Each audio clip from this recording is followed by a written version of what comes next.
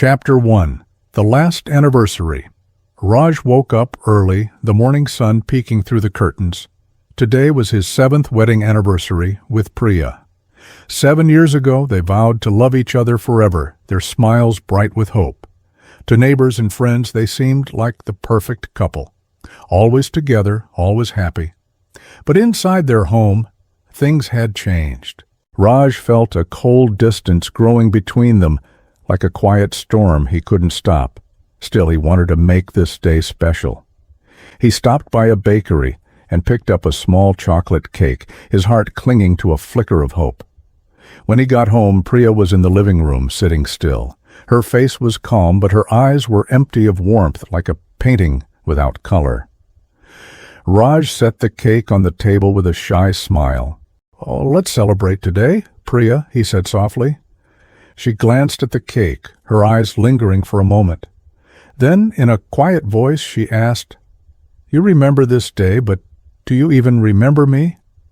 Her words hit like a punch, sharp and deep. Raj's heart sank, but he stayed silent, hoping to keep things peaceful. They sat across from each other, the cake sitting untouched between them, like a wall they couldn't cross. Later, Raj tried again, his voice gentle. "Maybe we can let go of the fights and start over," he said, almost pleading. Priya listened, but her eyes stayed cold, distant. "You're not the same Raj I married," she whispered. "You're so far away, even when you're sitting right here." Raj's chest tightened, heavy with guilt and pain. He wanted to pour out everything he'd kept bottled up, his fears, his regrets. But the words stayed stuck in his throat. Their voices grew sharper as the night went on. Priya said she was tired of pretending everything was fine. Raj begged her not to give up so soon, his voice cracking. She gave him a small smile, but it wasn't warm. It was filled with hurt, not love. That night, Raj lay in bed, his mind spinning. He thought of their early days, the way Priya's laughter lit up the house, the promises they made under starry skies, the love that once felt unbreakable. Sleep wouldn't come. When morning arrived, he reached for Priya, but the bed was empty. "Priya," he called, his voice trembling. No answer. He searched the house, every room, every corner. Silence. The front door was unlocked. Priya was gone. In the kitchen, he saw a dark stain on the floor, like spilled coffee. Near a chair lay one of her small notebooks, its pages worn. Raj picked it up, his hands shaking, his heart pounding. "Priya," he whispered again, but the house gave him only silence. Chapter 2. The Empty House. Raj wandered through the house, his footsteps echoing on the wooden floor. Each sound felt too loud, like it didn't belong in the stillness. The rooms looked the same, chairs neatly placed, curtains hanging straight, the table set, as always. But something was wrong. The air felt heavy, lifeless, as if the house had forgotten how to breathe. Raj looked around, desperate for a sign of Priya, but nothing answered his searching eyes. The house felt hollow, like it had lost its soul. He called her name softly at first, then louder, his voice breaking. Only his own echo came back, mocking him.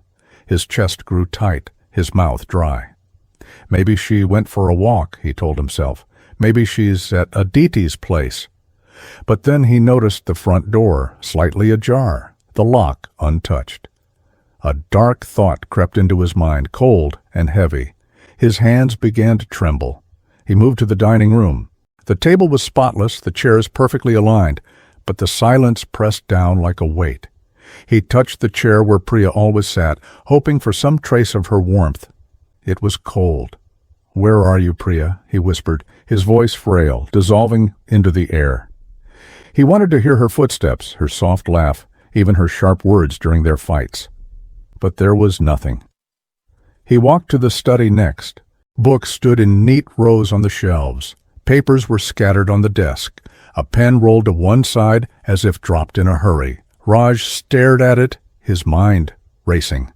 Did she write something? Did she leave a note for me? He opened the desk drawers, searching frantically, but found only old bills, receipts, and forgotten letters. Relief washed over him. no goodbye note. But the relief was fleeting, replaced by a deeper emptiness. He still had no answers. In the bedroom, the bed was neatly made, the covers smooth and untouched. The closet held Priya's dresses, her shoes lined up below, just as she left them. But Raj noticed a small gap where her favorite handbag usually sat. His heart jumped. She took it, he whispered to himself. But why only the bag? If she was leaving for good, why not take her clothes, her jewelry, her money? The question gnawed at him, confusing and frightening. He sat on the edge of the bed, his face buried in his hands. He couldn't stay still. He moved to the bathroom, where the mirror showed a pale, tired version of himself. He looked older, weaker, like a man who'd lost something irreplaceable. He splashed cold water on his face, the dripping sound amplifying the silence. "Priya, where did you go?" he whispered, his reflection staring back with the same question. Back in the living room, the sofa looked untouched, the cushions perfectly arranged, but lifeless. Raj picked one up, pressing it to his chest, hoping to feel some trace of Priya. It was just fabric, cold, empty. He threw it down, his head pounding, his heart heavier still. He thought of calling Vikram, his best friend, but hesitated. How could he explain this void? He paced the floor, the house feeling like a cage closing in. He wanted to scream, to run outside, but his legs felt glued to the ground. At the window, he stared at the quiet street. A dog barked far away. A car passed, then vanished. Raj watched, praying Priya would appear, walking toward the house, her familiar smile lighting up the day. But the street stayed empty. The door stayed closed. Raj sank onto the sofa, exhausted and restless, his head in his hands. He tried to recall the last time the house felt alive, Priya's voice filling the rooms, her laughter chasing away the quiet. Now there was only silence. Tears pricked his eyes, but he fought them back. "I have to stay strong," he told himself, but his body felt weak, broken. The night outside darkened, and the house grew colder. Chapter 3. A Husband Under Fire. Morning came heavy and gray. Raj hadn't slept, his eyes red and tired. Priya's absence was a constant ache, a weight he couldn't shake. Word of her disappearance spread like wildfire. Neighbors whispered behind closed doors, their voices low but sharp. When Raj stepped outside, their stares hit him like arrows, curious, suspicious, judging. By noon, 2 police cars pulled up. Detectives Arjun and Meera stepped out, their faces serious, their eyes sharp. They walked into the house asking questions that cut like knives. "Where were you last night, Raj?" "When did you last see Priya?" "Did you two fight?" Raj tried to answer calmly, but his voice trembled, betraying his nerves. Every word seemed to make them doubt him more. He wanted to shout, "I love her. I'd never hurt her." But his throat closed up. Arjun scribbled notes while Meera studied Raj's face, her gaze piercing. The pauses between their questions felt like traps. Raj insisted he had no reason to harm Priya. "She's everything to me," he said, his voice breaking. Arjun raised an eyebrow. "Was your marriage perfect?" Raj couldn't lie. "We had our problems," he admitted, "like any couple. But I'd never hurt her." The detectives exchanged a look Raj couldn't decipher. As they left, reporters swarmed the front yard. Cameras flashed in his face, microphones shoved toward him. "Did you hurt your wife, Raj? Where's Priya now? Why did she disappear on your anniversary?" Their questions were relentless. Raj tried to push through the crowd, but they followed, twisting his silence into guilt. By evening, his face was plastered across the news. Husband questioned in wife's mysterious disappearance. The headline felt like a brand on his skin. Vikram came over, his voice steady, but his eyes filled with worry. "Stay strong, Raj," he said. "People will talk, but the truth will come out." Raj nodded, but doubt gnawed at him. "Do you believe the rumors?" he asked quietly. Vikram put a hand on his shoulder. "I trust you," he said, but Raj saw a flicker of uncertainty in his friend's eyes.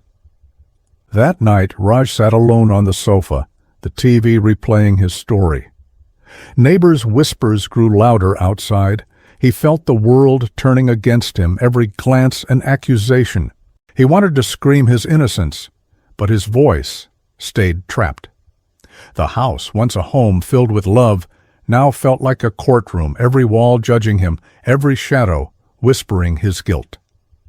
Chapter 4. The Secret Diary. The next morning felt colder, darker. Raj's eyes were bloodshot, his head heavy from sleeplessness. Detectives Arjun and Mira returned, their expressions grim. "We need to search the house again," Arjun said. Raj nodded, fear clawing at his chest, and stepped aside. The detectives moved slowly, checking drawers, shelves, and corners. Every sound, every creak of a floorboard, every rustle of paper, made Raj's heart race. He wanted to tell them to stop, but he knew he had no choice. Mira paused at a small wooden box in the study. She opened it carefully, revealing a stack of notebooks, some worn, some new. Arjun picked up the top one and began to read.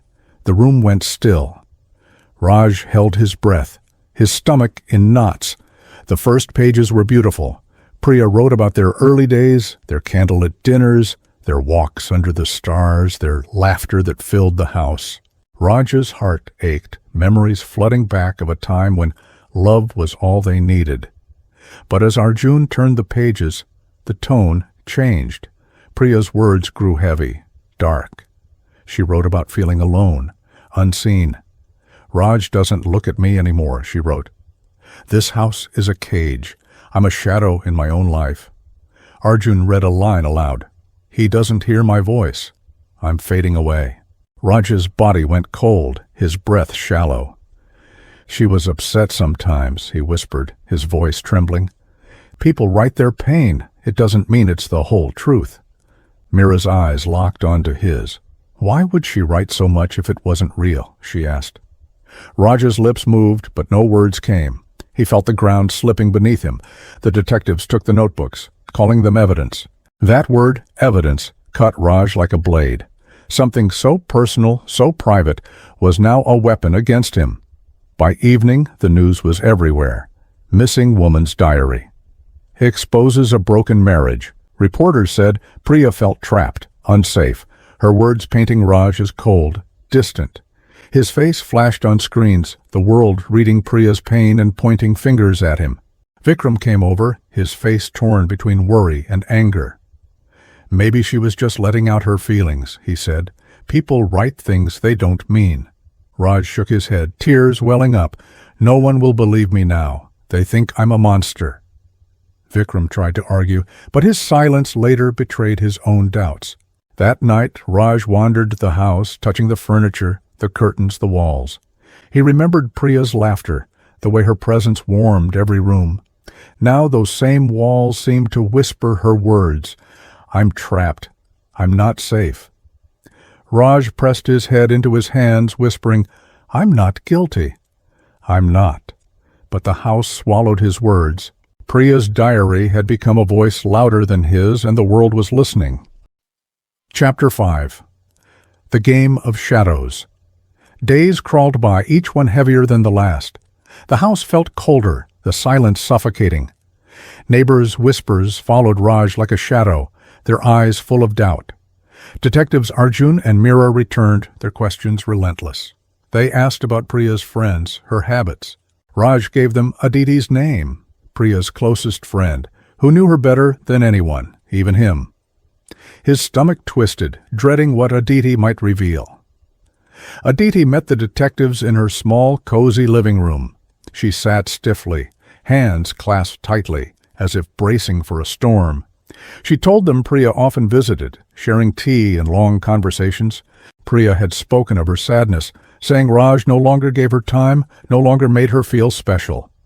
She felt invisible, Aditi said, but then she leaned closer, her voice dropping. Priya wasn't simple. She had secrets.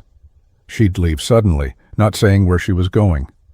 She'd come back late, smiling but never explaining. It was like a game to her, always staying one step ahead. The detectives listened, their pens scratching quickly. Aditi's words lingered.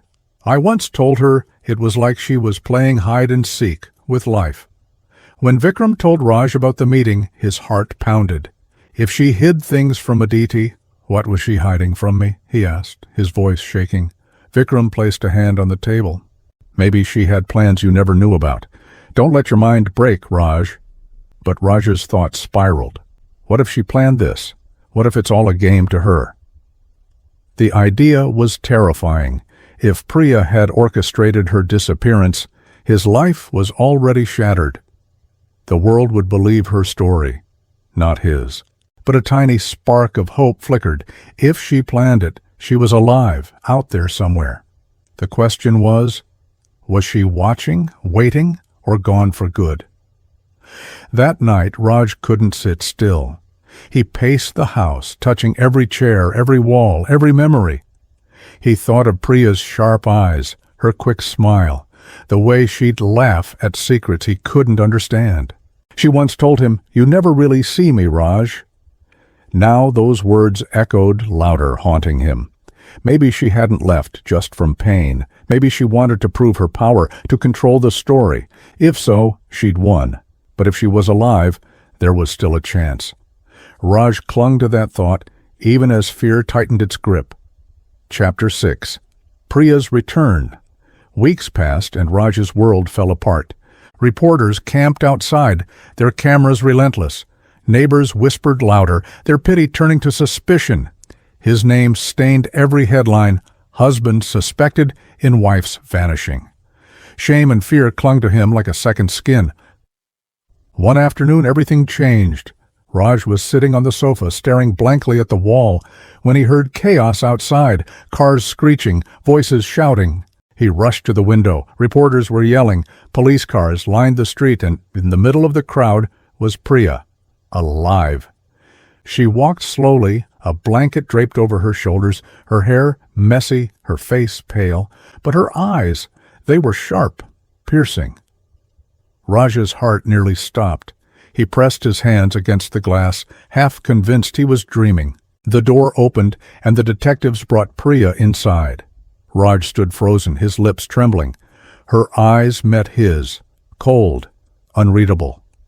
Arjun spoke quickly. Priya claimed an old acquaintance, someone obsessed with her, had taken her and locked her in a house. Meera added that she'd escaped after a struggle. Raj listened, his mind racing with questions he couldn't voice. Priya sat down, her hands shaking slightly, but her voice steady. She described being followed, kidnapped, trapped. She spoke of running through the night, begging for help, finding her way back. The detectives wrote every word, their pens flying. Outside, reporters shouted her name, cameras flashing. The world seemed ready to believe her story. When the police left, Raj and Priya were alone. The silence was thicker than ever. Raj took a step closer. "Priya," he whispered. "Why? What happened?" She looked at him, her lips curving into a faint smile. Not warm, but sharp, like a blade. "You should be glad I'm back," she said softly. Her voice carried a weight, a hint of something dangerous. That night, Priya moved through the house as if nothing had changed. But Raj couldn't sleep. He lay awake, staring at the ceiling, listening to every creak, every breath. The woman he loved was back, but she felt like a stranger. The world outside cheered her survival, but Raj's heart was heavy with fear. Something was hidden behind her calm eyes, something he couldn't trust. Chapter 7. The Crumbling Truth. Priya's return was a sensation. The town called her a hero. Her story replayed on every news channel, every social media feed. People praised her strength, her survival. But inside the house, the air stayed dark, heavy with doubt. Raj couldn't fully believe her words. Her story felt too smooth, too perfect, like a script rehearsed too many times. Detectives Arjun and Meera weren't convinced either. They returned again and again, asking Priya to repeat her story, their eyes sharp, their notebooks open. At first she answered calmly, recounting her kidnapping and escape with clarity.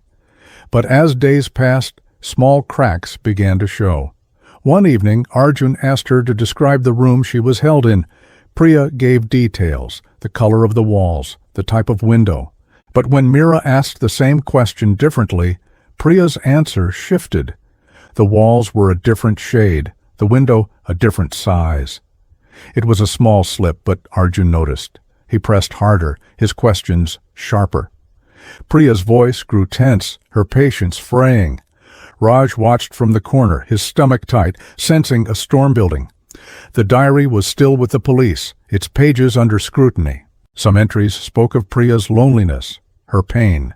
Others hinted at plans, strategies. Meera looked at Raj one night and said, "She wrote about winning a game, Raj. Did you know?" His heart sank. He hadn't known. His knees felt weak, but he stayed silent. The news turned again. Doubts grow over missing woman's story. Reporters questioned why Priya seemed so calm, why her details kept changing. People whispered that her story didn't add up. Raj was still caught in the middle, hated by some, pitied by others, but always under suspicion. One night, Arjun and Meera returned with a stack of papers. They'd checked Priya's story against records, dates, places, names. Some names didn't exist. Some timelines were impossible. Arjun placed the papers on the table, his voice firm. "Priya, your story doesn't hold. You weren't taken. You left on your own." The words hung heavy in the air. Raj's breath caught in his throat. Priya's eyes hardened, her jaw tight. She argued, her voice rising, accusing the police of twisting her words.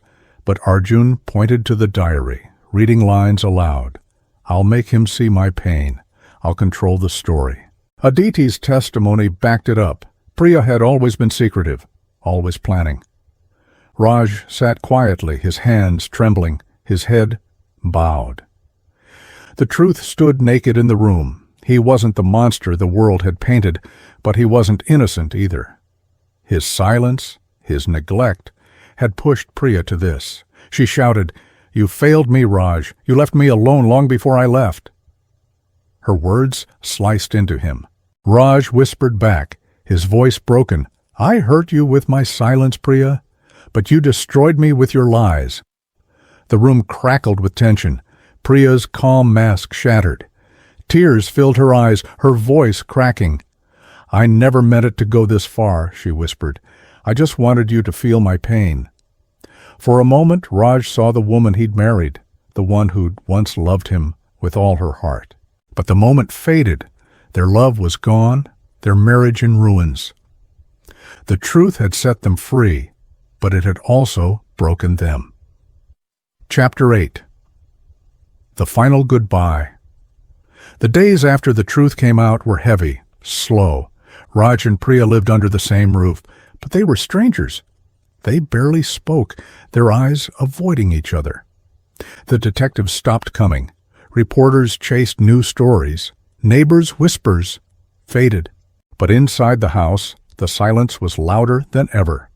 Raj spent hours by the window, watching the world move on. Children playing, neighbors chatting, life continuing. For him, time stood still. He thought of their early years. Priya's laughter like music, her hand warm in his, their dreams of forever. Those memories were sharp now, cutting deep because they were lost. Priya moved through the house like a shadow, her actions mechanical. She cooked sometimes, cleaned sometimes, but there was no warmth in her steps. Raj tried to talk once, his voice soft. "We can't keep living like this, Priya." She looked at him for a long moment, then turned away. "We can't go back either," she whispered, her voice trembling, but her face hard. One evening, Raj found her at the dining table, a single lamp casting a dim glow. The memory of their last anniversary cake lingered like a ghost. Raj sat across from her, the silence stretching between them. Then he spoke, his voice raw. "I loved you more than anything, Priya. I failed to show it. I failed to protect what we had." Tears welled in his eyes. Priya's hands were folded, her eyes wet. She spoke softly, admitting she'd loved him too, with all her heart. "I waited for you to see me again," she said. "When you didn't, I broke. I wanted you to feel my emptiness." They cried together, their tears filling the quiet house. For a moment they held hands, both trembling, both remembering the love that once burned bright. But the scars were too deep, the damage too great. The next morning Raj packed a small bag, folding clothes with slow, careful hands. Priya stood in the doorway watching. "Where will you go?" she asked, her voice barely a whisper. "I don't know," Raj said, "but I can't stay in the ruins of what we were." They walked to the door together, the sunlight outside bright but cold. Raj turned to her one last time. "I forgive you, Priya, not for what you did, but for the pain that drove you to it. I hope you can forgive me, too." Priya's lips trembled. "I forgive you," she whispered, "but we can't be together anymore." Raj stepped outside, his footsteps fading on the pavement. Priya stood at the door watching until he disappeared. She closed it slowly, the sound echoing through the empty house. That night, Raj lay in a small motel room, staring at the ceiling. Priya lay in their old bedroom, doing the same. Both carried the same memories, the same loss. Their story ended not with love or hate, but with truth. They were free, but freedom came at a cost. Raj and Priya went on, living separate lives, bound by a past they could never erase, and a love they could never reclaim. The game was over, the lies were gone. All that remained was the memory of two people who loved, lost, and said goodbye forever.